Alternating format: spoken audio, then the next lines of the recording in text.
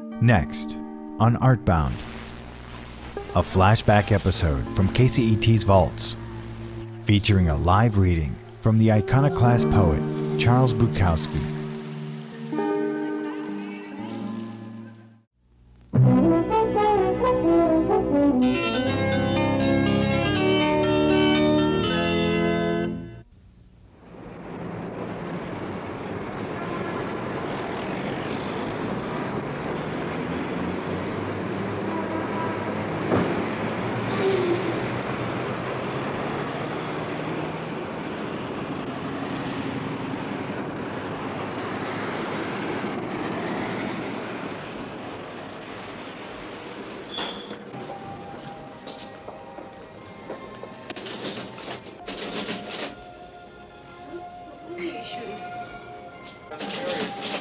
What?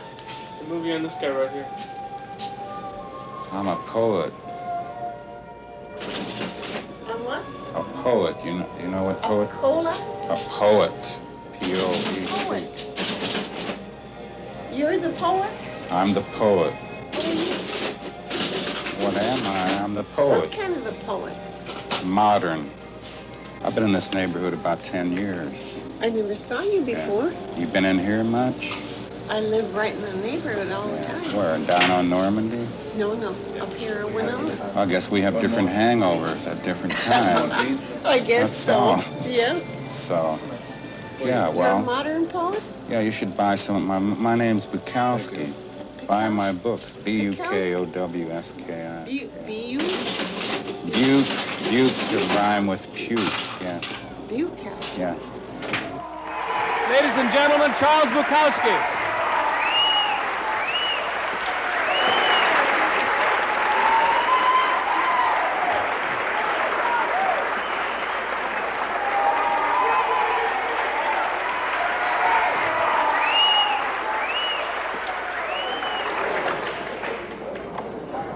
This is Charles Bukowski.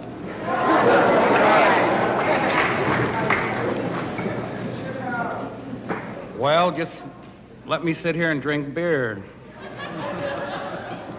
You want some poems? Beg me.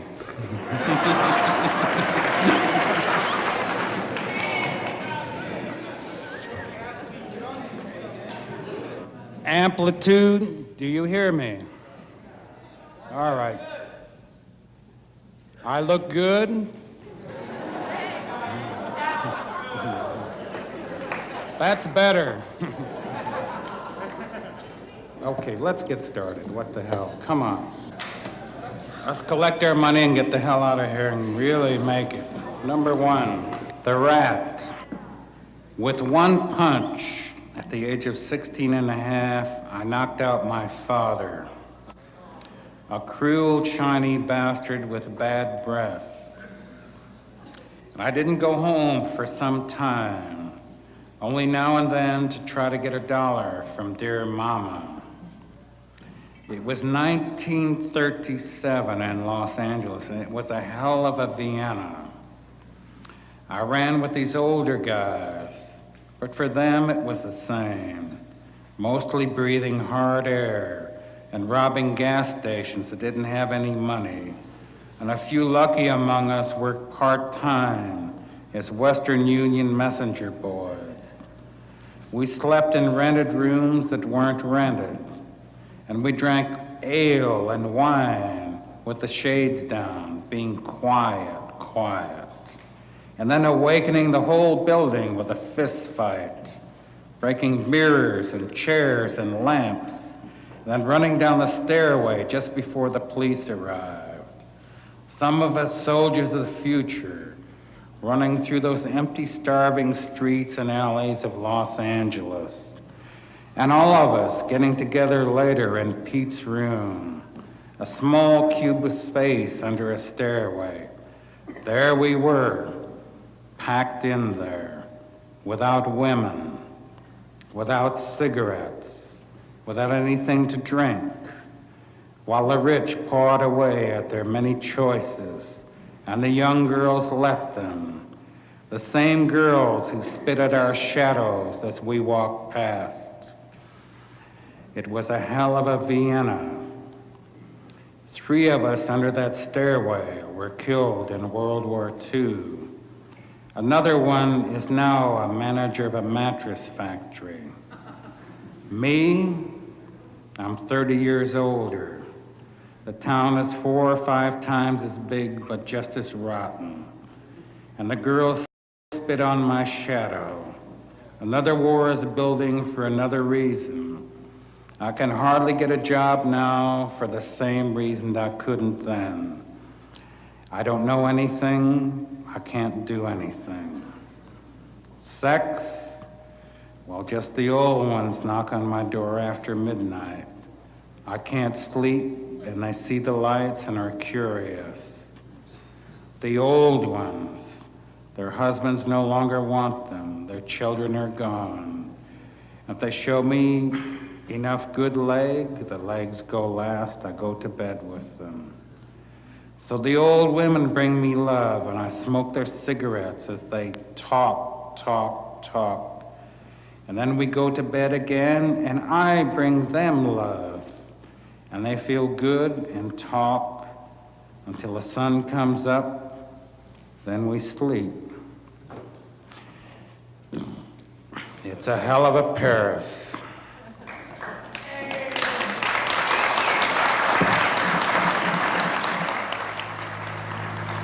Yeah, this is it.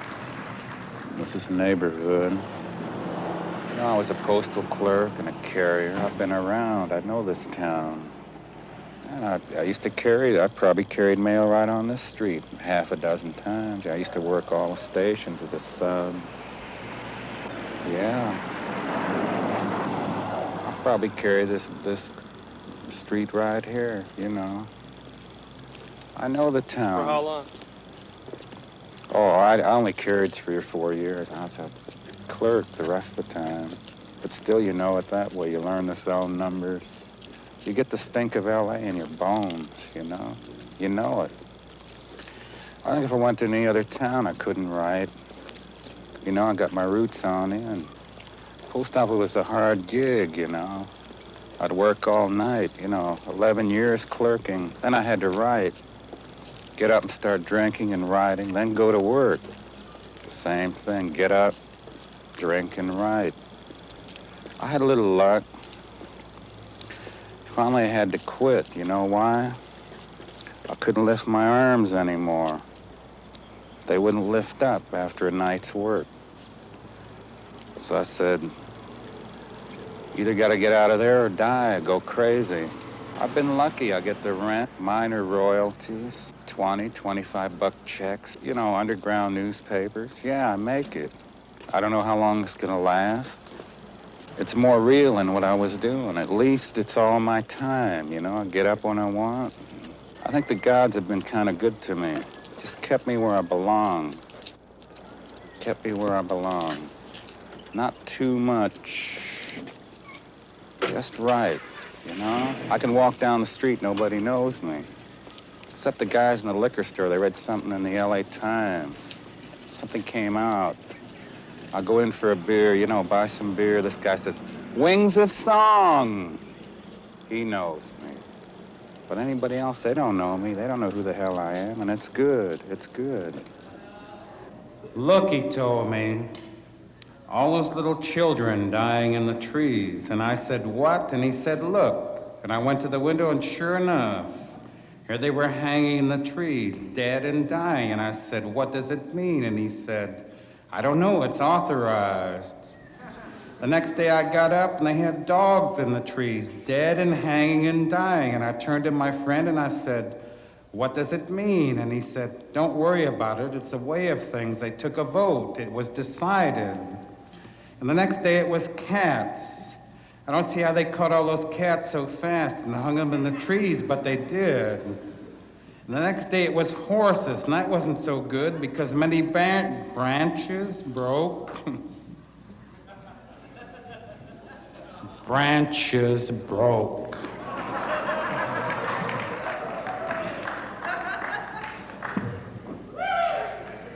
And after bacon and eggs the next day, My friend pulled his pistol on me across the coffee and said, "Let's go." And we went outside. And here were all these men and women in the trees, most of them dead or dying. And he got the rope ready, and I said, "What does it mean?" And he said, "It's authorized, constitutional. It passed the majority." And he tied my hands behind my back, then opened the noose. "I don't know who's going to hang me," he said, "when I get done with you. I suppose when it finally works down, there'll be just one left and he'll have to hang himself." "Suppose he doesn't?" I asked. "He has to," he said. "It's authorized." "Oh," I said, "well, let's get on with it."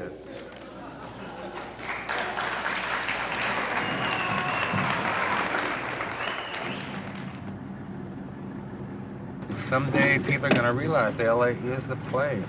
I bumped all over the world, man. You can't beat LA. I can fool anybody in this town, man. In Chicago, I'd be dead in 3 days. No, I mean, this is a town where you can hustle. You can lay on some guy's rug for 4 or 5 days, and you phone another phone number. You can lay on some other guy's rug. You know, I haven't done it, but I mean, it can be done. It gives you the feeling of security. People here are kind of open, you know. Like in New York, man, when you get down to your last dime, they're going to stomp your head in. Just an older culture, they do those things. LA's a wonderful town. A wonderful town. It is, man. I like the way the street lights shine. I like Sunset Boulevard. See that guy going? I feel good. I like this town. It's great. Come on, mother... Go! What are you sitting there for? Son of a... Go to Chicago! Did you see that? I bet he was a tourist or something. It doesn't say hotel, it says hot. Hell. Live nudes on stage. Let's go, fellas. Let's shoot him. Hey! Oh, come on, let's get our chicken and keep quiet. Is this good stuff? Oh, it's as good as you can get in Hollywood. Give us the... What do you got there? King size box, $189. 5 gold shrimp, sauce, French fries, coleslaw, 2 hot rolls, and a woman, right? Man mowing the lawn across the way from me. I watch you walking with your machine. Ah, you're too stupid to be cut down. You're too stupid to let anything enter you. The girls can't use their knives on you. They don't even want to.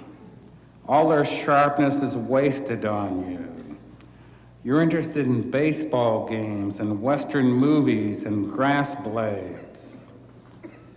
Can't you just take one of my knives? Here's an old one, stuck into me in 1955. She's dead now, it wouldn't hurt much. I wouldn't give you this last one, I can't pull it out yet. But here's one from 1964.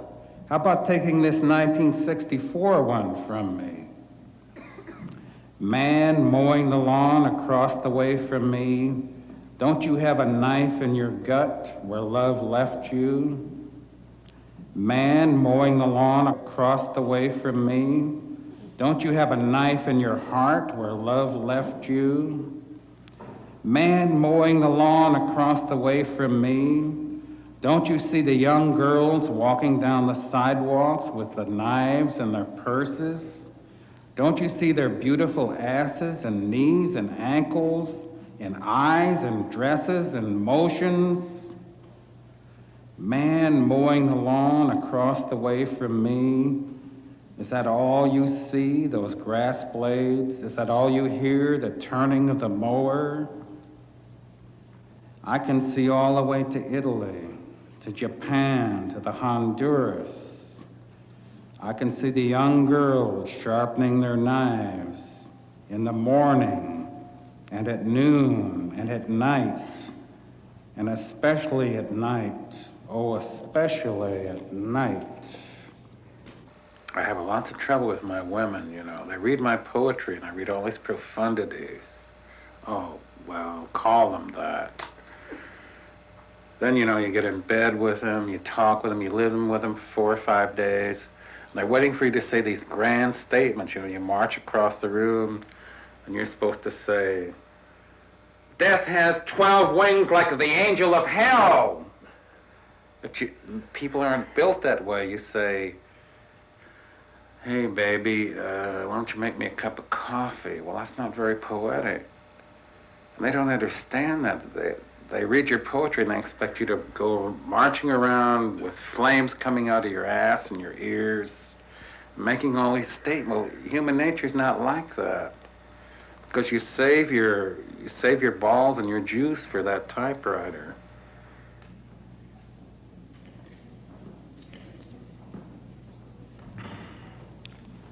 Style.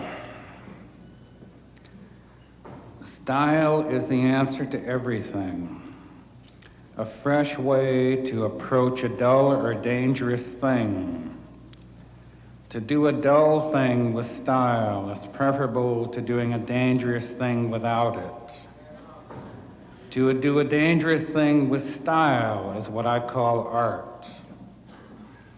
Bullfighting can be an art. Boxing can be an art. Loving can be an art. Opening a can of sardines can be an art. Not many have style. Not many can keep style.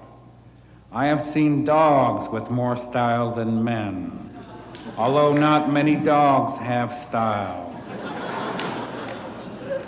Cats have it with abundance. When Hemingway put his brains to the wall with a shotgun, that was style. Or sometimes people give you style. Joan of Arc had style. John the Baptist, Christ, Socrates, Caesar, Garcia Lorca. I've met men in jail with style. I've met more men in jail with style than men out of jail. Style is a difference, a way of doing, a way of being done. 6 Hurons standing quietly in a pool of water, or you walking out of the bathroom naked without seeing me.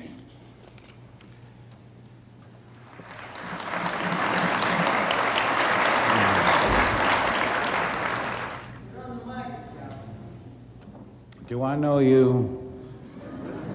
Don't push me around, baby. I'll deck. Never mind. One more beer. I'll take you all of you. God, all you guys belching and puking. You guys are drunker than I am. What the hell? Jesus.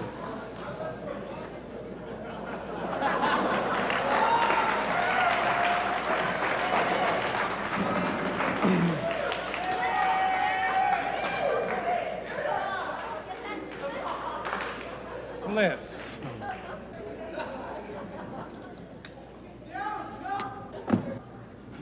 Liquor's like a symphony or like a classical song or something. You don't use it as a downer, you use it as to leap up into the sky, or when you're in pain, or when we have depression. You use it to get yourself out of the common. I'm so tired of people who are sober every day. I can't understand people who are just walking up and down sober. And they live and they die their lives. They never get drunk. They never get sick. They never have hangovers. They just go around drinking fruit juice, eating eggs, bacon, cauliflower. They never get up. They never get down. They never get sick. They never get high. They never go crazy. A woman, a tire that's flat, a disease, a desire, fears in front of you. Fears that hold so still you can study them like pieces on a chessboard. It's not the large things that send a man to a madhouse. Death he's ready for, or murder, incest, robbery, fire, flood. No, it's a continuing series of small tragedies that send a man to the madhouse. Not the death of his love, but a shoelace that snaps with no time left. The dread of life is that swarm of trivialities that can kill quicker than cancer, and which are always there. License plates, or taxes, or expired driver's license, or hiring or firing, doing it or having it done to you. Or constipation, speeding tickets, rickets or crickets or mice or termites, or roaches or flies, or a broken hook on a screen, or out of gas or too much gas. The sink stopped up, the landlord's drunk, the president doesn't care, and the governor's crazy. Or making it as a waitress at Norm's on the split shift, or as an emptier of bedpans, or as a car washer, a busboy, or a stealer of old ladies' purses, leaving them screaming on the sidewalks with broken arms at the age of 80. Suddenly, 2 red lights in your rearview mirror, and blood in your underwear. And there's always crabs and ingrown toenails, and people who insist they're your friends. There's always that and worse. Leaky faucet, Christ and Christmas, blue salami, 9-day rains, 50-cent avocados, and purple liverwurst. With each broken shoelace, out of 100 broken shoelaces, one man, one woman, one thing enters a madhouse. So be careful when you bend over.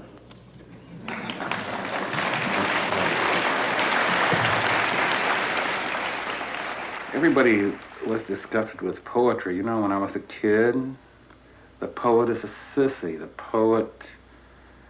poet's nothing, and it was true. They are, a lot of them. Not meaning being a sissy. By sissy, I mean they're missing the point, you know? Like guys are fighting in the schoolyard, and one guy gets a punch in the mouth, and you're watching this.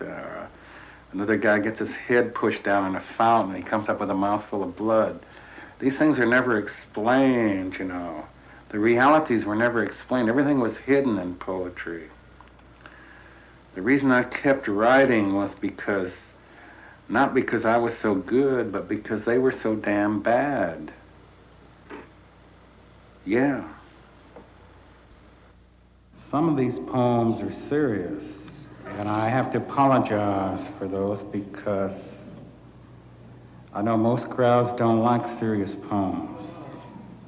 But I gotta give you some now and then to show that I'm really not a beer-drinking machine. Yeah, okay. I'm begging the question, forget it. The last days of the suicide kid.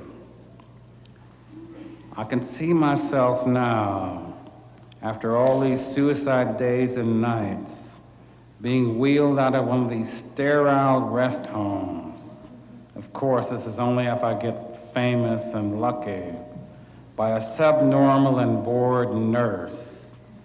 There I am sitting upright in my wheelchair, almost blind, eyes rolling backward into the dark part of my skull, looking for the mercy of death.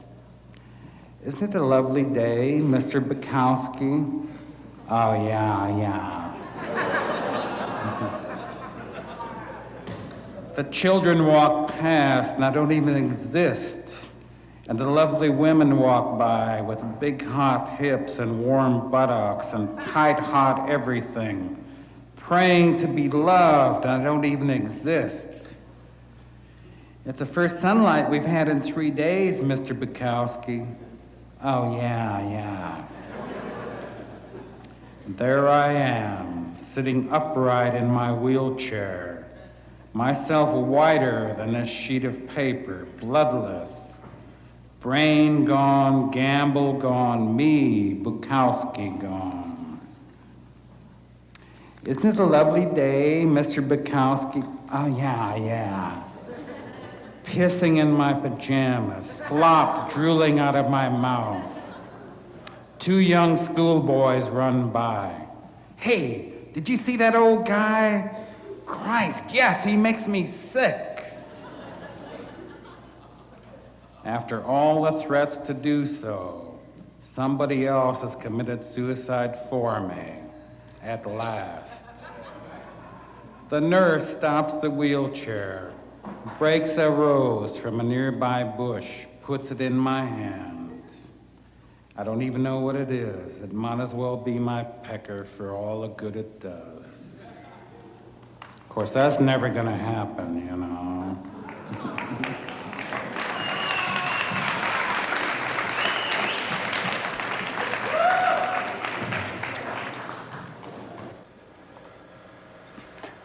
I'll tell you something else occurred to me now, since you guys want to listen to things.